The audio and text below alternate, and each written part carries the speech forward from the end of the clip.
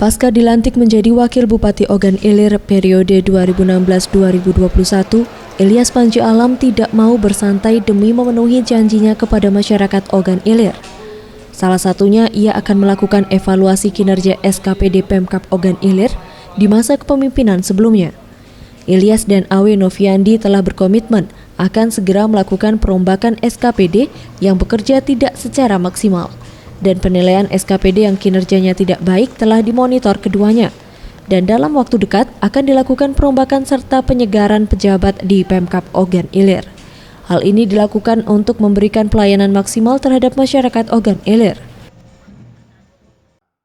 Tentu ada nanti ya, ada evaluasi lah. Yang bagus, yang baik, yang kinerjanya bagus tentu akan dipertahankan. Tapi yang kinerjanya tidak bagus, ya kita akan adakan penyegaran. Biasalah itu kan. Jabatan-jabatan karir, ada mutasi, ada promosi. Nanti Pak Bupati itu yang bersama-sama dengan saya.